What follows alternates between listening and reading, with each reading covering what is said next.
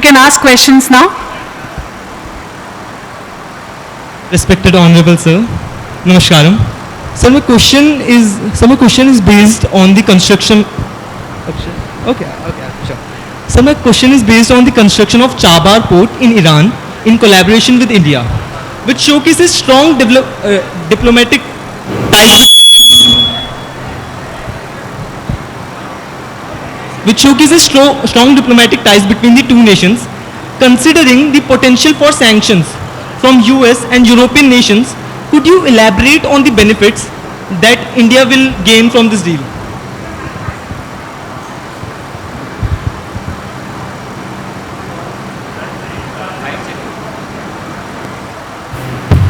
Could you all hear him? The question was clear? Sure. I think maybe should we shut off the fan? Maybe the voice will be clearer.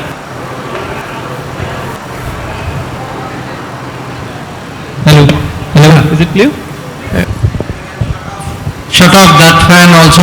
That's okay? All right. The question, in case you didn't hear, was he asked me about Chabahar port, which we have just signed an agreement for in Iran. But before I come to that, I want to say a few things. First of all, I'm really very, very pleased to be here in DTA school in Lodi Estate for many reasons, but one important reason is that this is the school where my wife studied. So for me, that is there's a historical association. The second thing which I wanted to say, I would like all of you also and those in the audience to think about it. Just make three very quick points, one about the past, one about the present, and one about the future. The point about the past is that whether we like it or not, the world will come at India, towards India, within India. So it is very important we understand the world. One of our big mistakes 300 years ago, when the Europeans first came to India, we didn't understand them. We didn't appreciate or we didn't gauge their intentions. But from that till today, I mean, even if I look at something like COVID started somewhere in some other country, but eventually it came and took over all our life. So it's very important we are interconnected with the world, and we should always keep that in mind. About the present, I want to say, the world is today looking very difficult. There is a war in Ukraine, there are issues with Israel, Gaza, Israel, Iran. You asked about Chabahar. Our own borders, we have issues with China in the north, Pakistan, there is the cross-border terrorism issue. There in Asia, South China Sea, a lot of other tensions. And in all of that, the economic situation of the world is very difficult. And why I say this is, it's very important when we look at the future that we think of how to take India safely through a storm. There is a storm around us. The storm is building. It is going to get worse. There'll be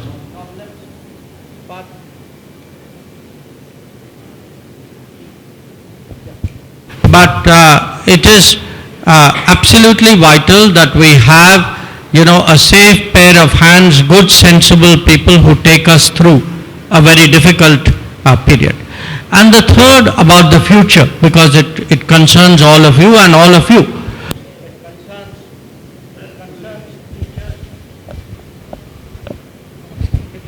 Concerns teachers as much as it concerns students. The world I'm not even talking 10 years from now. In the next 4 or 5 years, the world is going to change dramatically in terms of what the impact of AI, artificial intelligence, is going to be. We are going to see technologies and their application on a scale which we haven't seen. All of you would be familiar with ChatGPT.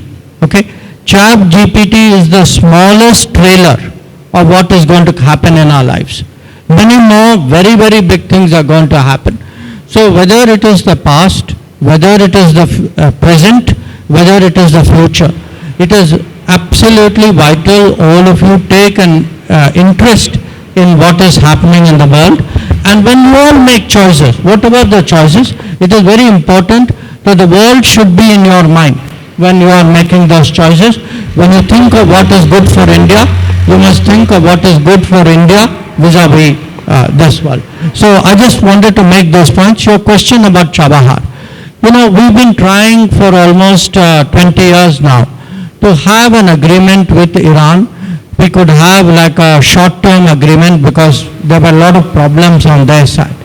But actually, in recent months, thanks to, in fact, the two people who unfortunately died yesterday in the helicopter crash, the President of Iran and the Foreign Minister of Iran, because of their interest and their initiative, we were actually able to finalize a long-term agreement.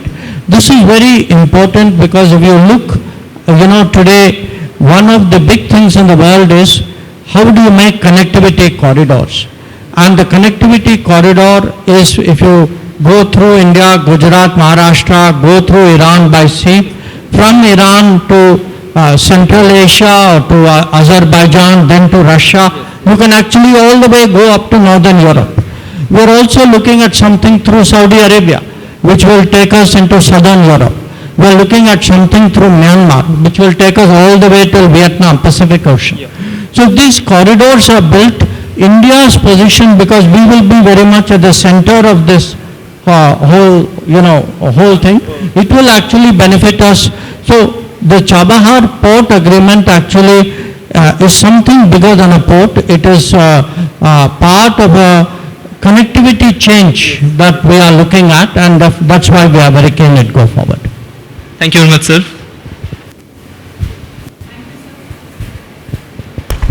Thank you, sir. The next question. आदरणीय मंत्री महोदय, जय Hind. Sir, मैं आपसे ये पूछना चाहता हूँ कि बिल्कुल बेसिक लेवल पर, बिल्कुल जमीनी स्तर पर शिक्षा प्रणाली में हम ऐसे क्या बदलाव करें जिनसे हमारी आने वाली पीढ़ी कौशलों से परिपूर्ण हो और राष्ट्र निर्माण में अपना महत्वपूर्ण योगदान दे सके। और इसके अलावा भारत का भविष्य होने के नाते हम ऐसे कौन से क्षेत्र हैं जिन पर हम ध्यान दें, जिनसे हम भारत निर्माण में एक अपना महत्वपूर्ण भूमिका निभा सकें। धन्यवाद सर। थैंक यू, बहुत अच्छा सवाल है। I think in many ways answer was something I hinted in my first remarks. हम लोग जो हैं, खासकर मैं अपनी पीढ़ी की बात कर रहा हूँ, आपके बारे में नहीं, हम लोग जो हैं जब शिक्षा के बारे में सोचते हैं, we think of good marks, we should, we think of studying hard, of remembering many things, applying some of what we remember to what we are studying. But what I think is changing now is how to be more creative, how to, when आप लोग university जाएंगे in a year, okay, some will go little bit later. I'll tell you a very interesting change I discovered. I go a lot to universities. 5 years ago, 10 years ago, when I used to go to university, they will say at the end, please meet these 3 students, 5 students, they are the gold medalist of the university. Today, people say, please meet these 7 students, they actually have patents, they have startups, they have done something which is relevant to the employment place, to technology, to progress, or they have some recognition by some society. तो मुझे लगता है कि we today have to re-look at education in a very much more, not in the old way, in a more contemporary way, and that is why the new education policy, the idea that the syllabus is more practical. See, we have to produce people who, when they finish studies, are ready to work. If we produce people who have a degree but they cannot work, there is a gap.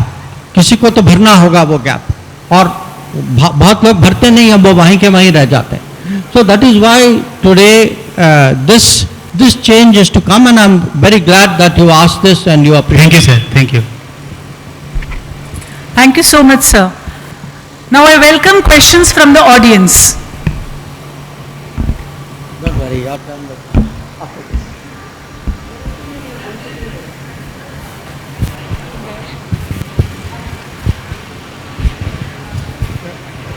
Who's there? Yeah.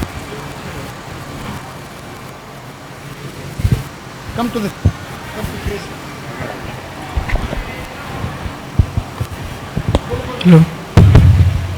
Good afternoon, Honorable Minister, sir. So my question to you is, did you face any challenge in organizing mega event like G20 summit in 2023? We could see perfect blend of Indian diplomacy and Indian customs. So how did you manage this so smoothly? Did we face challenges? Yes, we faced many challenges. You know, normally people say that you work so hard, your hair will turn white. My hair is already white. So I didn't have that problem. But, you know, the kind of challenge, 2-3 examples I give you. Normally, any conference which happens, you do the conference in Delhi. Okay, that is our tradition. Now, this time, come, please sit down. This time we decided that we will do this conference because Prime Minister Modi was very keen. Every state of India, every union territory of India must take part in this conference.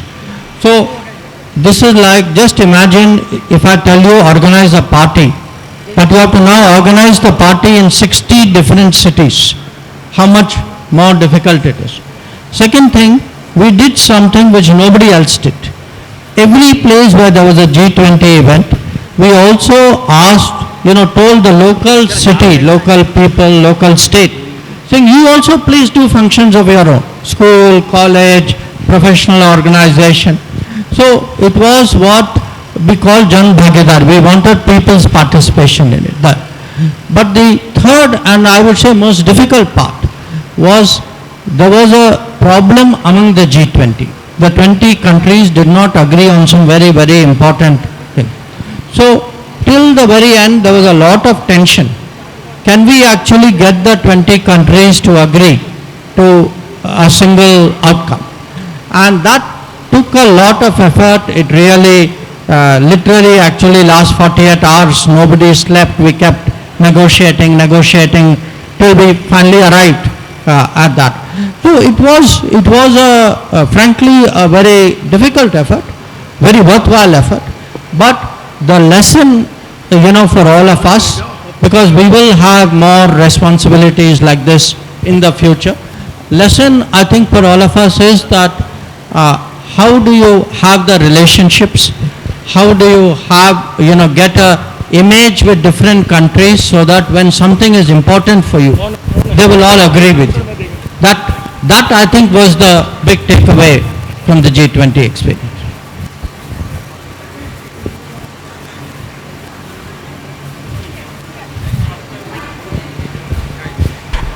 Thank you, sir. Next question. Good afternoon, sir. I am having one question regarding POK, sir. We are hearing from many big people that POK will get India. It will become a part of India very soon and all. Sir, do you think it will prove beneficial to us considering the decades of problems we have been having with our own Kashmir? Do you think it is going to prove beneficial to us if it gets aligned with India? See, I don't think people are saying POK will be part of India. POK was always part of India. Okay. So what has happened, POK, for reasons we all know, is currently occupied by Pakistan. Now, what we are seeing lot of ferment in POK. We can only speculate why are people getting excited in POK.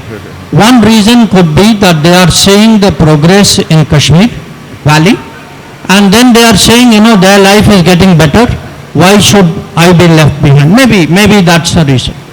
Your question about looking at the Kashmir experience, what should we think about POK? Look, please do not blame the people of Kashmir for any problems that there have been for the last 8 years. It is a small section of the leadership there and the leadership here which have caused the problem. If you see today, once you bring normalcy to Kashmir, once you totally integrate them with India, immediately what happens? You know, we have, some of us have been there and seen. Suddenly, economy picks up, tourism picks up, people start going to school, medical colleges start up, businesses grow, international flights happen. All this could have happened before. But a small section of people wanted to keep it backward because they were getting benefits out of it and they were propagating their political view, whatever it was at that time. So, we feel today actually Kashmir is a good example of what happens when there is good governance, when you tell people very honestly, these are the benefits of the choices that you can make, and you will immediately see the benefit of that. Thank you, sir. Thank you so much, sir. The next question.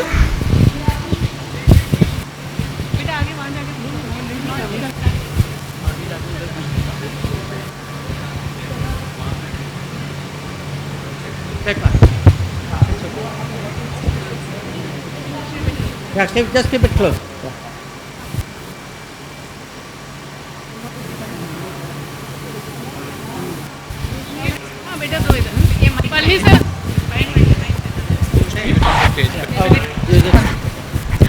Good afternoon, respected Honorable Minister, sir. Sir, my question to you is that in the current landscape in which the hostilities are increasing, like China, Taiwan, Israel, Palestine, Pakistan, Afghanistan, etc., what changes do you see in the near future regarding the foreign policy of India? Thank you. Thank you. I think that's a very insightful question. See, I began my remarks by saying about the present. We should all expect next 1, 2, 3 years, maybe more, to be very difficult. Because nobody expected that there will be a war in Ukraine. Okay? Even when it started, people felt, okay, maybe it will take a few weeks, few months. We are now into the 3rd year of the war. No end in sight. Okay? Nobody expected in October that there will be this kind of attack on Israel, that, this amount of killing and damage would be done, or that when Israel responded, it will go on for so long. It's already over 6 months. Now, I'm giving you these 2 examples, that what is happening today is, once the world there is some conflict, some problem, you turn on the switch, very difficult to turn off. That once problem starts, it tends to pick up on its own. What we need in India, we need peace. Peace for ourselves, peace for the world, but even if there is no peace for the world, at least for ourselves, we need growth, we need progress, we need all of you, because, many of you are fortunate that in this country, for 25 years, we have not seen war. Okay? When I was your age, I had seen the 65 war, I was 10 years old. I saw the 71 war, I was 16 years old. I saw, our intervention in Sri Lanka. I went there as on duty. We saw the Kargil war in 99. So, the best thing you can wish for any country is to actually see peace, prosperity, and the best way to do that is actually to have a foreign policy which will make sure we don't, we contribute to peace in the world, but we ourselves secure our borders, we are strong enough to deter other countries, and that we, in a way, are able to practice our diplomacy. We can contribute. Even in Ukraine, we are trying to do some things. In the case of when things became very difficult between Iran and Israel, we actually spoke to both of them, to the same foreign minister who died yesterday. So my diplomacy can make a difference, but the first thing we must remember for our diplomacy is, it is Bharat first. We must make sure Bharat is secure, Bharat is at peace, that terrorist attacks are not carried out against our country. If there are, we must make sure there is a strong punishment of those people who have carried out these attacks. Then I think we will be in a much more secure position. Thank you, sir. Now I would request the first-time voters to ask the questions.